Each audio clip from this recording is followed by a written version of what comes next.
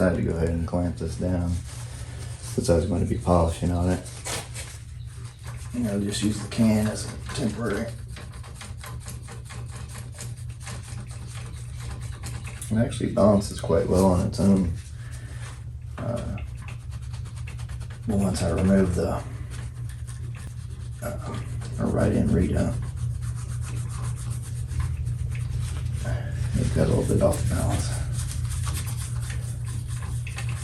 It's interesting the way this counterweight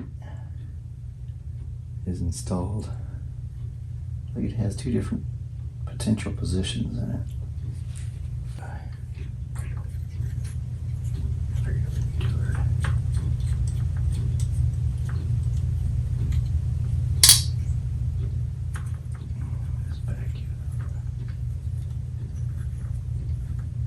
peculiar.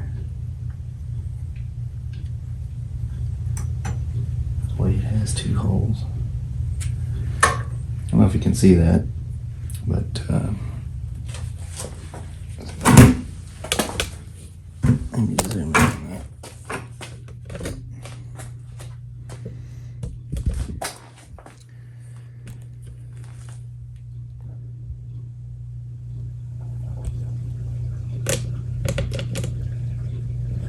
Right there.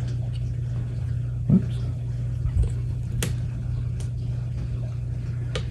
There's two holes in this bracket in this counterweight, and I'm curious as to what the difference is in the positions. But mine came out of the one closest to the lever, so the edge of the lever. So loop down the comment section if yours is installed in the center hole, or do you only have one hole?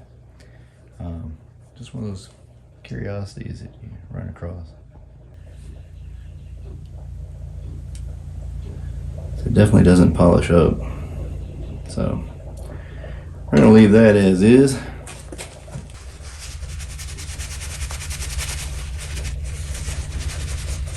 Thought it might be an iron weight, but it's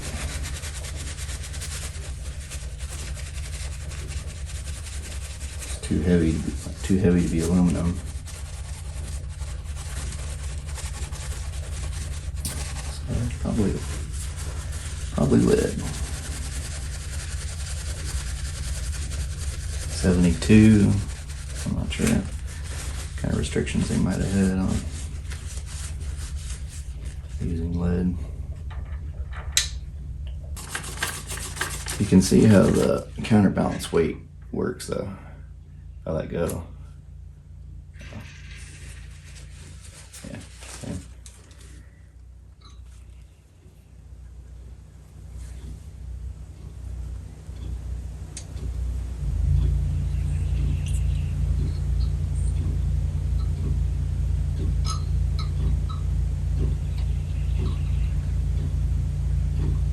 These fingers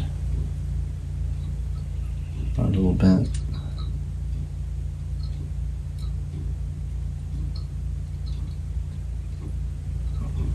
Make sure they're even.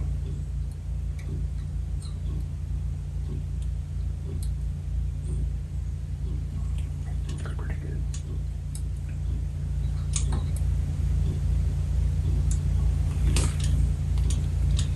I didn't get to mess with this thing too much when it was all together, so I don't know that it was reading or writing 100% correct.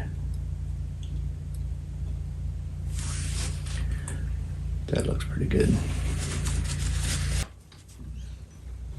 Now this wheel here is nylon.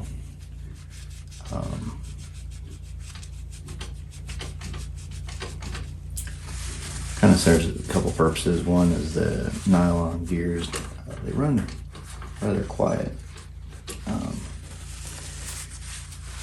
But why they're concerned with it, I don't know, maybe it if it jams, it acts as a sacrificial wheel in the mechanism, because the AC motor gear is basically just a saw blade. I mean, it is really thin and really sharp. If you're a mechanical engineer and want to explain why they would use such a thin drive wheel on the AC motor, coupled with a nylon, post it down below. I will say it is a challenge to polish all this without disassembling it. So, obviously, if I decide if this collar looks like it might be, it might just be grub screws. Could maybe remove it. But again, if I remove it, then I have to worry about keeping everything timed, and I don't necessarily want to deal with that. These steel collars had started to rust a little bit, so it's a good thing I'm catching this at this moment in time. I figure it's 43 years old, so it's a good time to catch it, because it just gets worse. One thing I like about Mother's is it has some oils in it, and the oils stick around. I've polished a lot of things with Mother's. I've got a piece of silver upstairs that I did with it, and that's been almost 20 years ago, and it's still shiny. So, depending on your storage conditions, if you do something like this, it could last a long time. If you only stick it outside on your deck, yeah, it's not gonna last. Saw funny one time that said it was about wooden boat ownership and trying to evaluate whether or not you're fit to be a wooden boat owner. And they said, before you buy a wooden boat, go to an antique place, buy a really nice antique cabinet, then go and sit it in your backyard for a couple years, then bring it back inside your house, refinish it back to where it was when you bought it, and go and stick it back out in your yard. And if you can tolerate that, then you're a candidate to own a wooden boat. And I thought that was pretty funny. Because if any of you have done any kind of refinishing on wood, especially if it's got any kind of dry rot on it, it's very time consuming, and one of those projects when you get to the end you're kind of like, yeah, I wouldn't want to do that again. So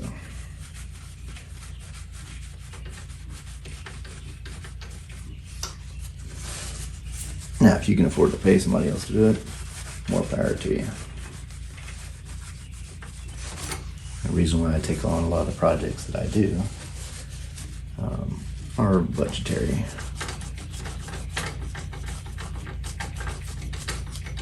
But at the same time, I like learning things, so if I pay somebody to do it, I don't learn anything. I'm not saying that's the way to do it, because I could be learning ways to make more money.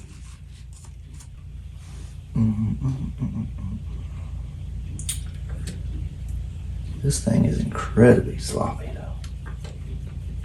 I don't know why that's like that. I think it should have some slop, but it shouldn't have that much, really. I mean, that thing is just...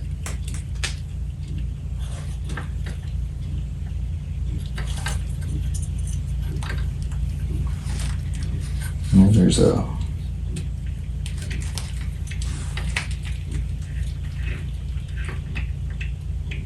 There's a keeper on the back of this.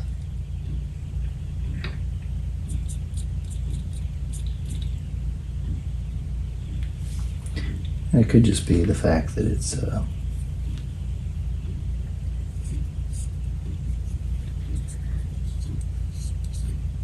not contacting the platter. Yeah. I think it's okay. But you've seen some of my other videos, building pinball machine. I don't think they're carbon brushes. They look like they're copper or brass beads. It's kind of unusual. Typically, you'd see carbon on these. These are they're brass. Little brass balls.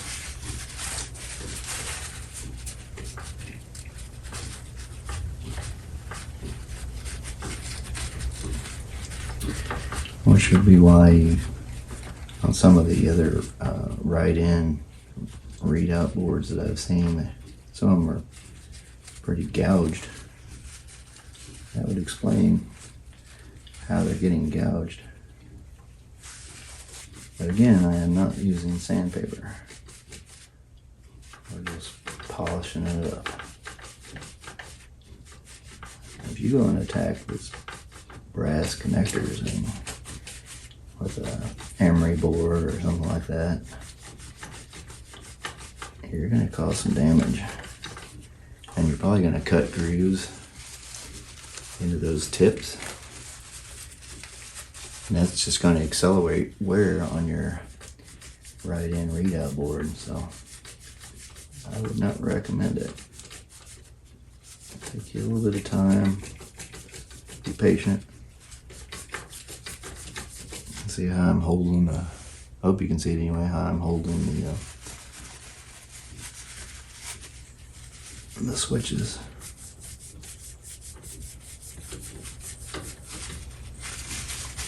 I'm just going to bring it around. I'm going to grab my sock real quick. They were just black before, that's why I thought they were carbon brushes.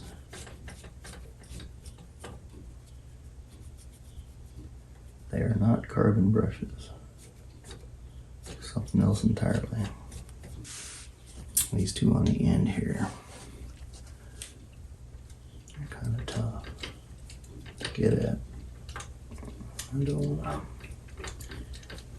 want a bit dumb. I think that'll fit. I'll just try and get them all at the same height.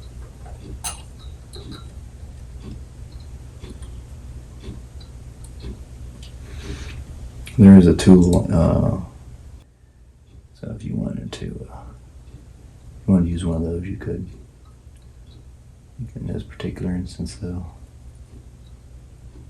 the way these are arranged, this looks absolutely terrible. This pin going through the popularity gear. I also see there's some kind of damage here, I think. I don't know what that is.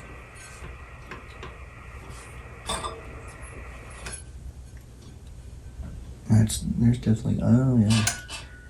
So one of these pins has been pretty severely. That would cause an operational problem.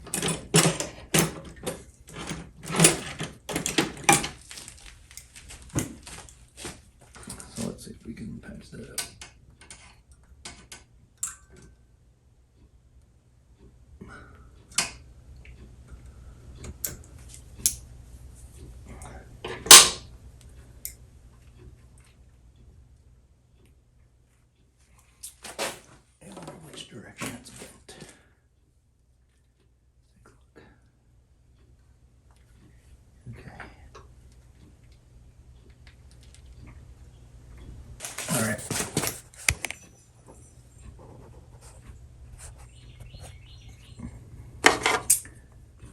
So this one right here,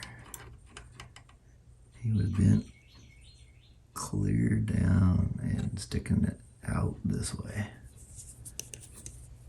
I mean, it was really bad.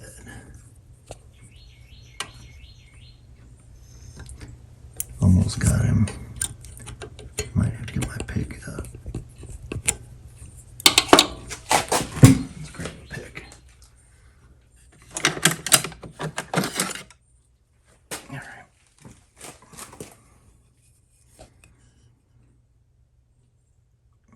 Let's see. Film and do this at the same time.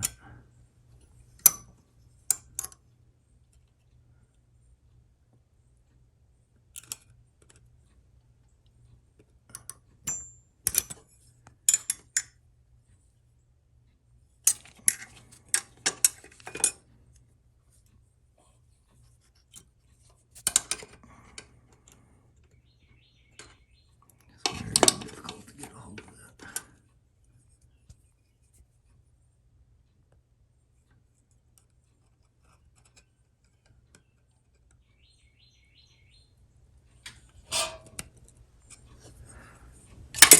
Rotated the wheel.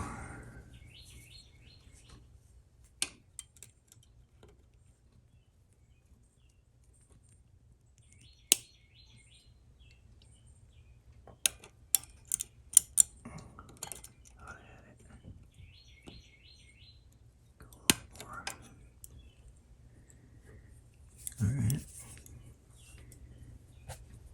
getting there.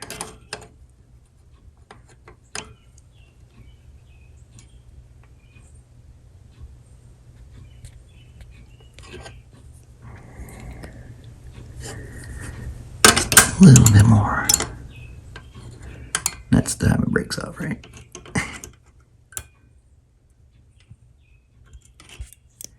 All right. She's straight. Can I just push him in place?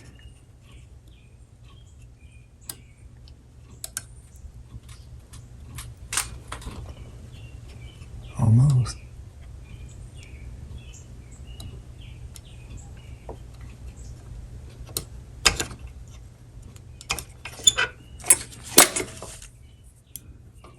That's about got it, guys.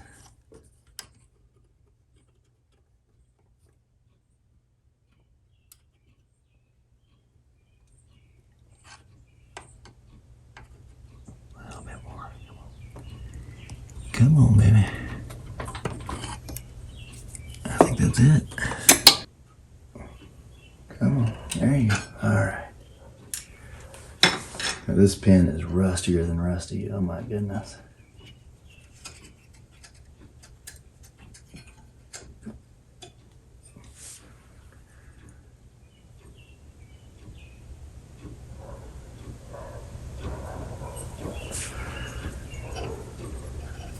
So effectively what this does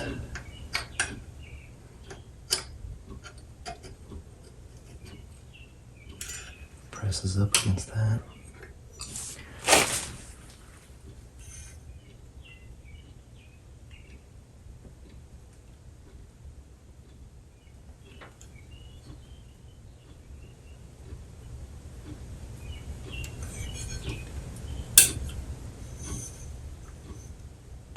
It just slaps this ring, and that causes it to advance a click.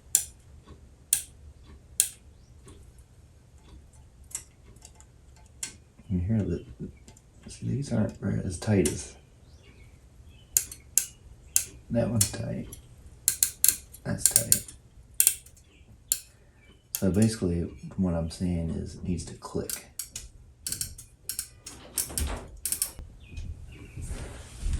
Alright, so here's what I decided.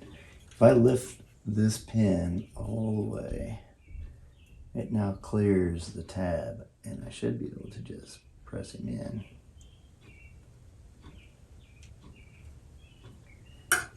Yep. Make sure he's got enough bend on him.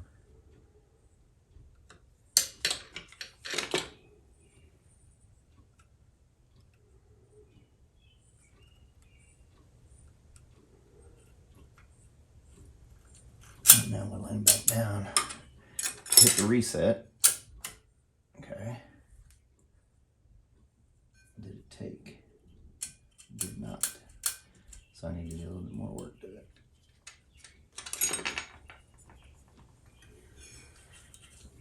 Let's see. Come on, baby.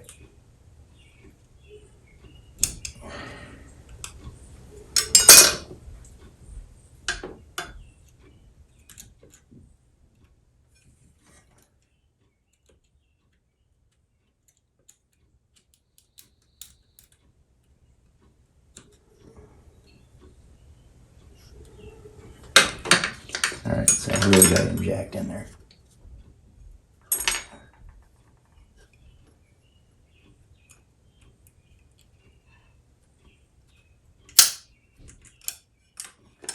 Now let's see what we get. Yes.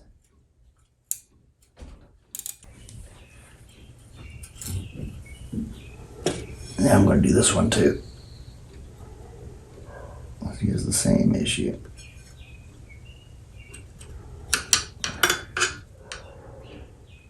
Definitely something happened in this area. And reset, drop him down, and let him go.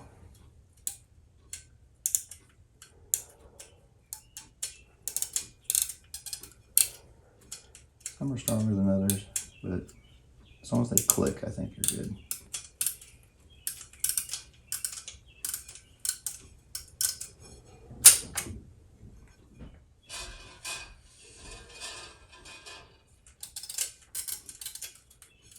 That's the only area that had damage to it.